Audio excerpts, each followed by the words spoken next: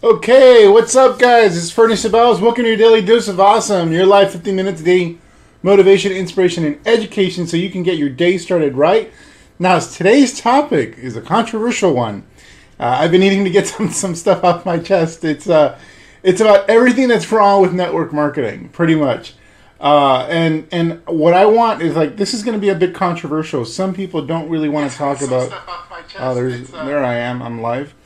Some people don't really want to talk about the things that are wrong with network marketing. I have no problem talking about the things that are wrong with network marketing.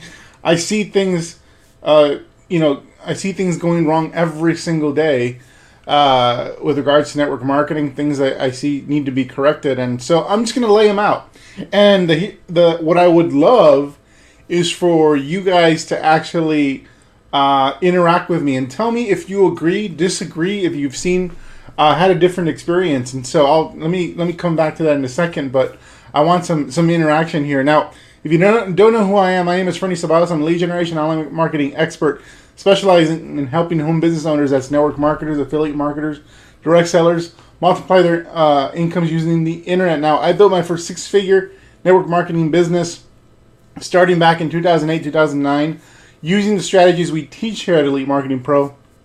And over the past 10 years, I've been responsible for over $11 million in gross incomes into my home businesses and have helped our clients and students create hundreds of millions of dollars collectively in their businesses as well. So what we teach here works. It's definitely not the industry orthodoxy. What we do here at EMP, we get a lot of flack for it. We create a lot of, in my opinion, misunderstanding. And so as you'll see, a lot of what I'll be talking about today has to do with this rift between online and offline in some cases. And in a lot of cases, what's wrong with network marketing simply is the industry's problem.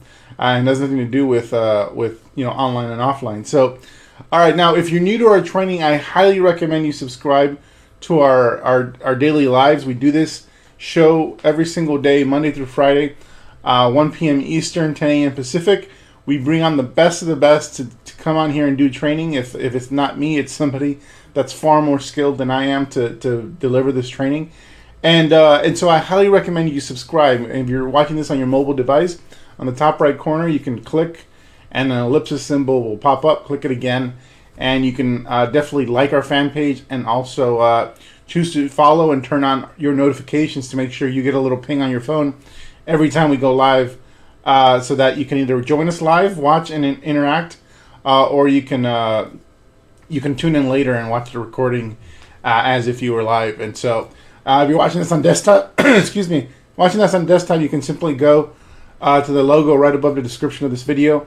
Go over to our fan page and then click like, and then on that same like button there's a pull down menu where you can turn on notifications and set your follow settings so that you see our posts every single day. We post a lot of great content absolutely free, and you deserve to have access to it. Again, like I said, we have a different take on network marketing than the orthodoxy that currently exists. Not that the one is right or wrong over the other, but for today only, I'm going to talk about what's wrong, and I'm also going to talk about what's right in network marketing. But first, let's talk about what's wrong, and I need your interactions. I want to get your opinions to see if you agree or disagree with what's happening and has happened for many years in the network marketing space. And so, what is up, Joel? Thanks for being on. Scott, aloha from what's up, man? Helen, awesome. So let me just hop right into the content. So here's what's wrong with network marketing, in my opinion, and continues to be wrong, and it's something that needs to be addressed. First and foremost, the reason why, if you're a top earner watching this and you're somebody that's not a big fan of somebody like me, somebody that's essentially offering training as almost like a second upline to your people, because you feel like I'm disruptive to your organization, then this definitely applies to you. Now, what's wrong with network marketing? This is the same reason I came online back in 2006 after almost a year in the networking space and not really getting what I wanted. I was willing to take responsibility for my business. I was the only one in my organization who recruited on the level that I recruited. I knew how to recruit. I just had no skills-based training, and so that's the first thing that's wrong with network marketing. It's mostly hype with regards to a lot of company events. Not all, but a majority of company events are just full of hype and very little skills-based training. And there's a lot of false expectations as a result of it, especially when people are brought into the industry. Those false expectations make it seem like it's going to be easier to build than it really is. And then on top of bringing somebody in, telling them it's going to essentially going to be easy or giving the impression it's going to be easy, on top of that, we don't properly train people. We don't actually have any real systems or process-oriented training that walks people step by step. And this is a problem.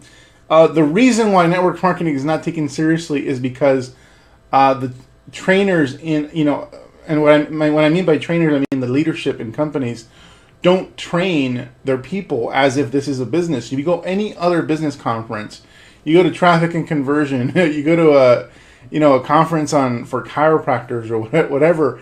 There's a lot of talk about marketing. There's a lot of talk about skills-based training. There's a lot of talk about salesmanship, and not only talk, but a lot of training that's given.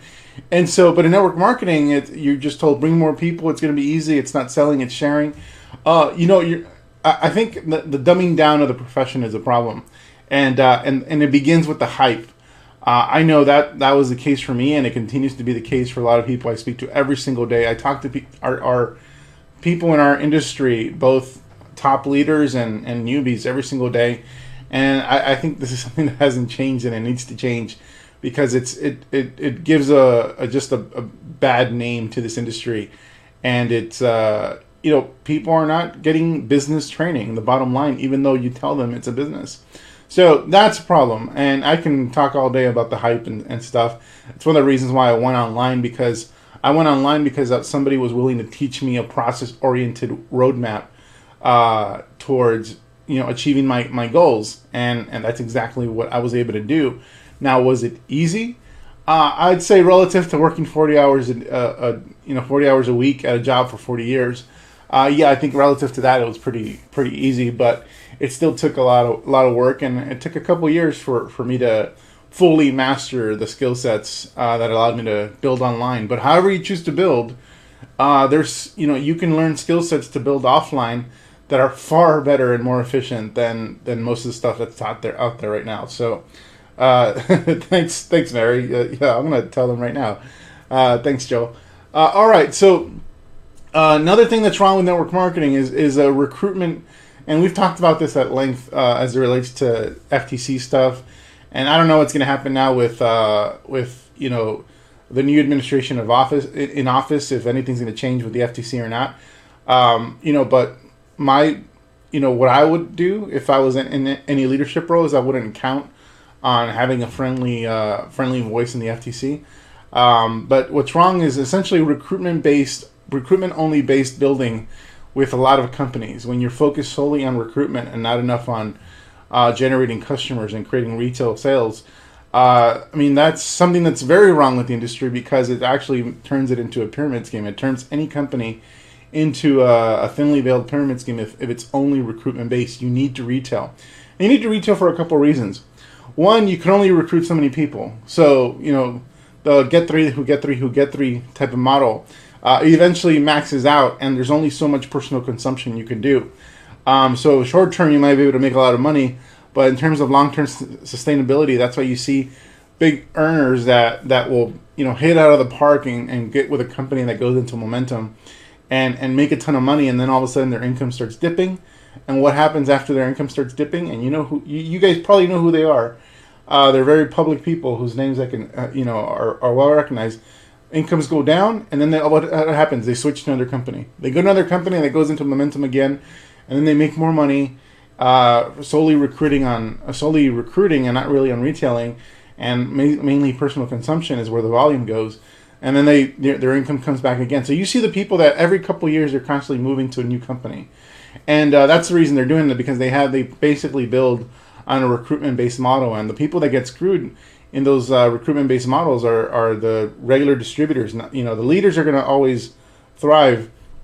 The people that get screwed are the people that are just, you know, following those leaders, hoping that this next deal that they're a part of will actually will take off for them. And so, you know, there's a top earner right now, and I can't say his name, but I had a great conversation with him about a week and a half ago.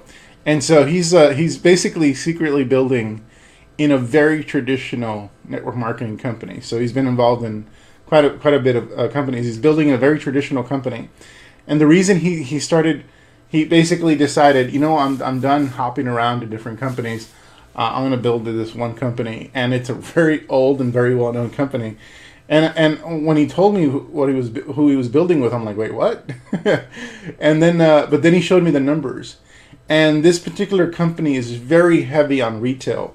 And what happens is basically they're so focused on retail that people with relatively small organizations are making a massive amount of income, and the income is stable. He showed me some of the stats they have, where the average reorder rate, meaning retail customers reordering, they have tons of customers, thousands of customers who are reordering their shipment and retail for as many as 200 plus months and going. Just retail customers. And when he showed me that, I'm like, okay, I get now why you joined this company, because they have a really solid system for creating retail customers that create massive incomes, even if people aren't monster sponsors. You know, they're not monster recruiters. So there's not only it's not an FTC issue where FTC is not going to let us have a recruitment based model anymore. You know, they suck. It's not about that. It's about creating a monster income, and it's just a better business model, in my opinion. So there you go. Recruitment based models are another thing that's wrong with network marketing. The other thing that's wrong with network marketing, and maybe it's not something that's wrong with network marketing, it's just something that people misrepresent. Network marketing is not a business, and it's a profession. It's a profession like being a doctor, like being a lawyer, in my opinion. But it's not a business. Simply you getting your degree and becoming a doctor or a lawyer doesn't, and then you start your own practice, doesn't make you a business as in the way that Keith Cunningham and later on Robert Kiyosaki described in the cash flow quadrant. Unless you basically have walkaway income where you literally walk away and never come back, it's not really a business. And so it's not a business for a few reasons. One, because you actually don't own anything. You don't own your downline. You don't own your distributorship. That can be taken away from you at any point. And because you break a rule, or because you decide to build on the internet and your company gets pissed, whatever the case, if you have these restrictions and rules, that's pretty much not a very good description of a business. And there's nothing wrong with that. If you're going to define it in the cash flow quadrant, network marketing income is an S type of deal. So you're an independent contractor, and essentially you're responsible for producing sales for a company, and you get paid commissions, and you build a team who you get commissions from, based on their performance as well as an organization. So you're an S, and there's nothing wrong with that. You just have to be able to recognize what.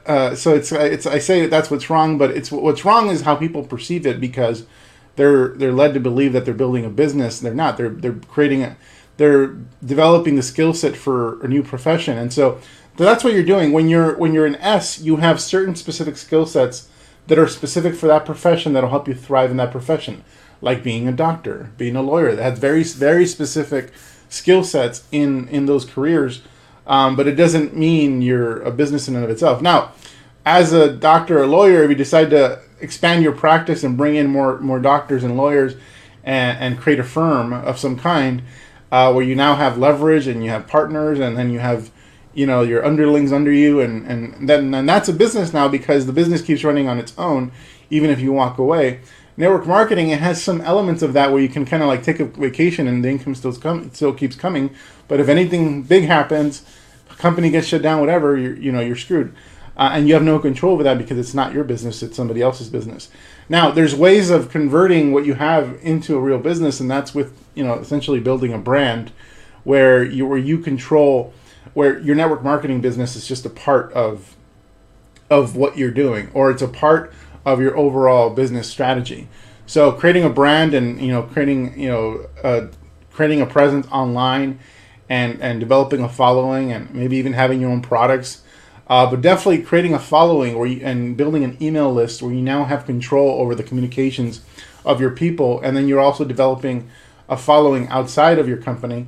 Then that gives you leverage, and should anything happen to your network marketing company, well, your reputation is based on the fact that people know, like, and trust you, and your income is based on that, not based on people's loyalty to one particular company. Your business is based on people's loyalty to you, and that's something that you definitely can control. So that's it. The final thing of what's wrong with network marketing is the pettiness. There's so much pettiness, and I think this has to do in some ways with that network marketing is not a business, and so it's not a business in the sense of like starting a company with employees in an organization. Because if you've ever started a business, an organization that's not a network marketing organization, where you have employees and you have people, you have partners, and all that, that's a very different experience, and it requires a whole new set of skill sets in order to kind of create that type of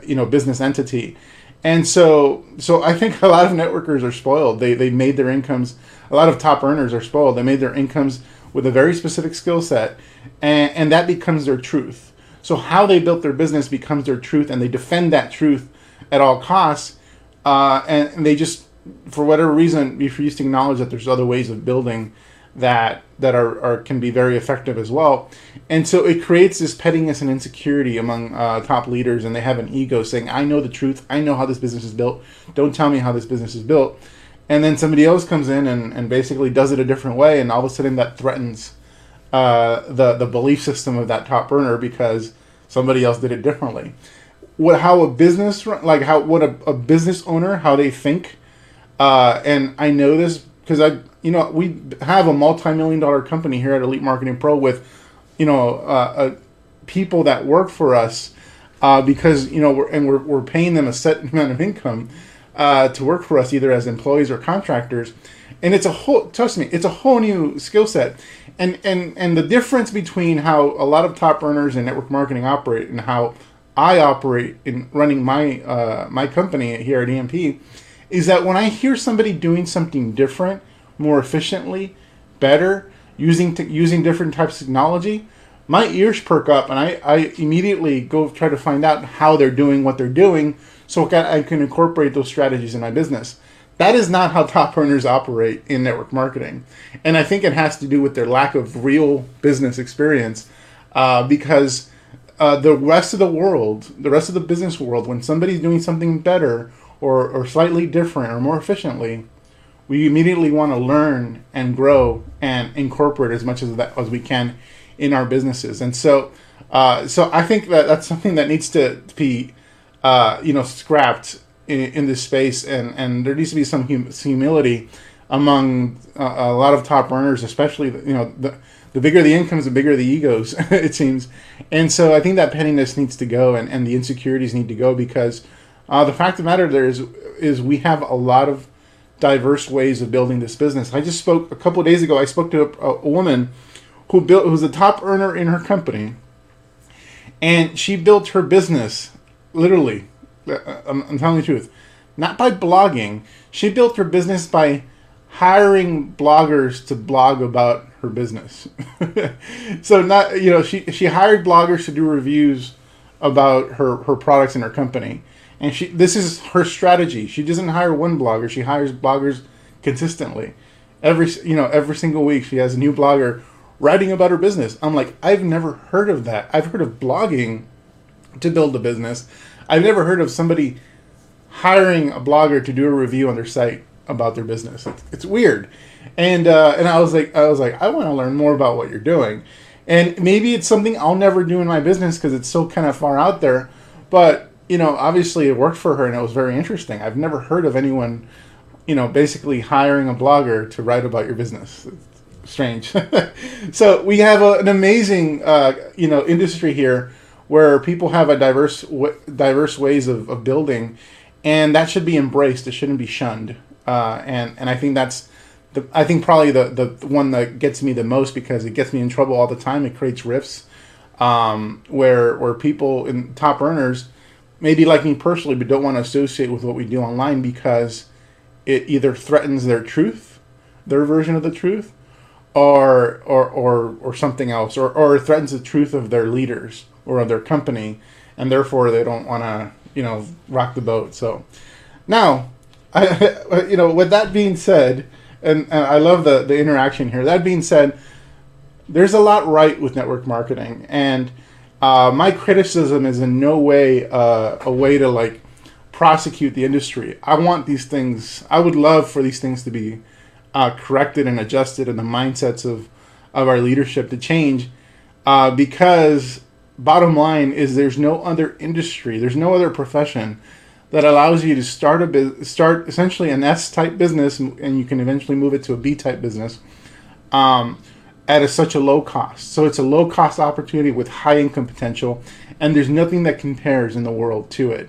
I see Julie Burke is here, and Julie, you guys know Julie. Say hi to Julie.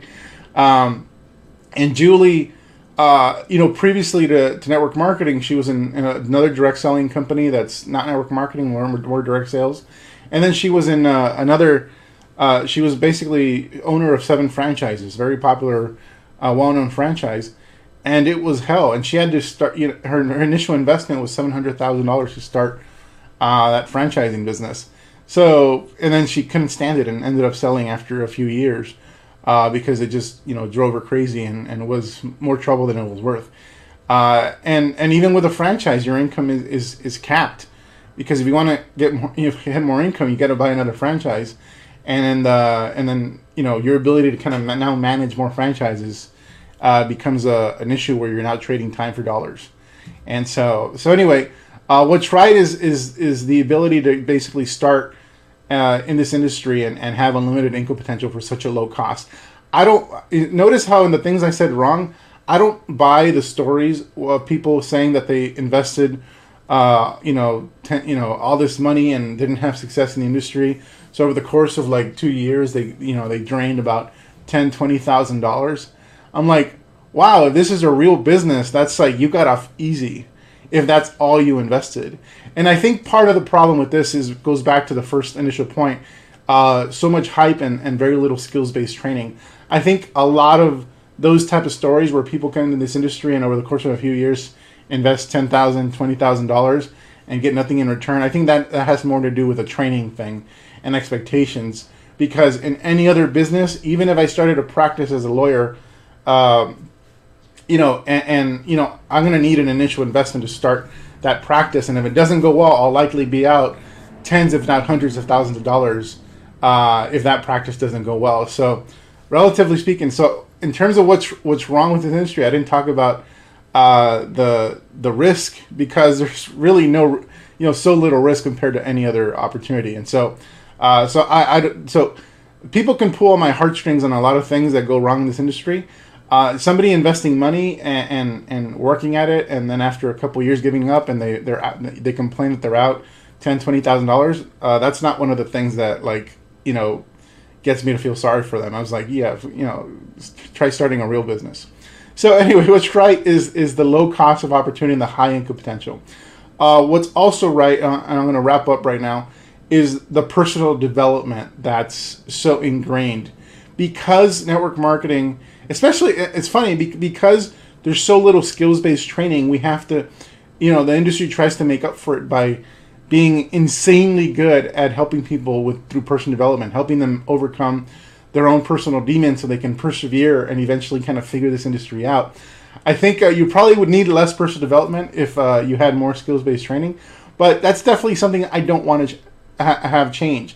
I got so much in free, quote unquote free, at least they didn't charge me extra for it, amazing personal development that I can't say enough. And it's one of the reasons why I persevered so long in this industry to the point of almost going into bankruptcy.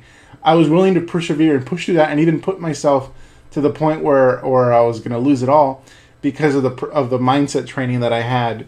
And I talked about that yesterday. You know, the two paths that I went. On one side, my life is falling apart financially. On the other side, I'm building a business and growing and growing. And I wouldn't have been able to kind of keep those two sides of my life separate if it hadn't been for the incredible personal development that I received at a bargain, being a part of this industry. So I think that's heavily one of the things that's right about network marketing, the personal development training that you get. So absolutely, Mary, Rita, hey, Julie. So you guys, so personal development, what's right with the industry? There's no other industry that teaches this much personal development. So other spaces, other industries, other seminars are kind of oriented in the other way. We're heavy on personal development and low skills-based training, while other professions are high skills-based training and very little personal development. You kind of have to seek that out on your own. I think there's a balance to be stricken here. Finally, the beautiful thing has to, the what's right with network marketing, that pretty much with all its warts, there's nothing that can duplicate the potential and the success and the opportunity. Is that it saves people from mediocrity. What I love about network marketing is it saved me from mediocrity. Given my background, I was an MIT graduate. The world was my oyster professionally as far as people were concerned. And going into the aerospace industry, top secret clearances, working on what would seem like pretty cool programs, but I didn't enjoy what I was doing, and I felt like I was just selling myself short if I just settled working at a job that I didn't like, no matter how much I was being paid. For me, that was mediocrity, not being happy and fulfilled at what I was doing. And so, the only option that anyone offered me as an alternative back in 2005 was network marketing. And so it saved me from mediocrity, and it's saving people all over the world from mediocrity. Even if you ultimately don't end up building a big network marketing business, it's like a gateway into entrepreneurship. It's a gateway towards thinking differently.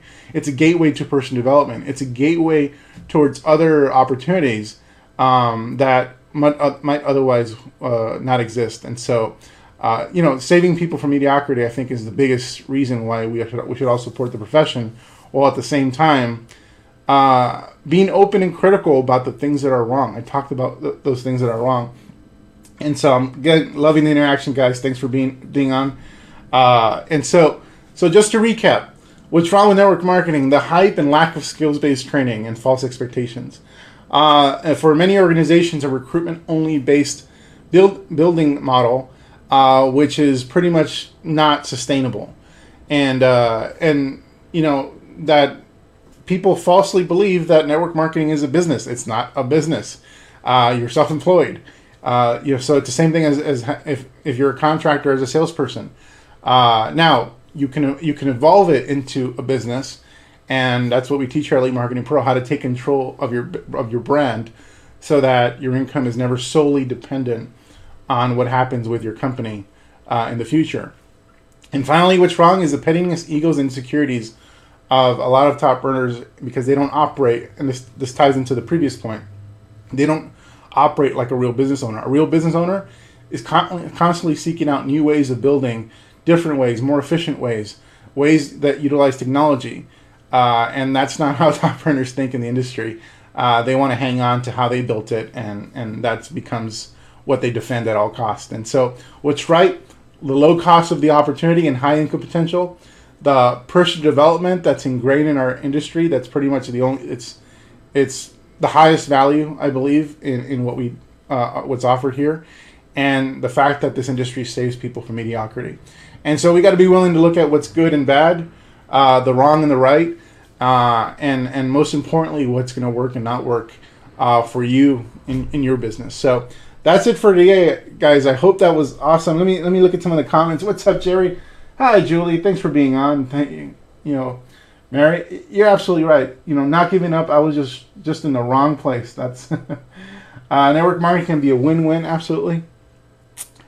I really appreciate all the support. A lot of comments on just type of preach on, brother. Jerry's is like, that's so true. I just had a huge discussion with a top earner and how he did like the fact that of me using webinars, videos, social media, and try to recruit. Didn't or didn't, or did or didn't. I hope he did. That'd be cool if he did like it.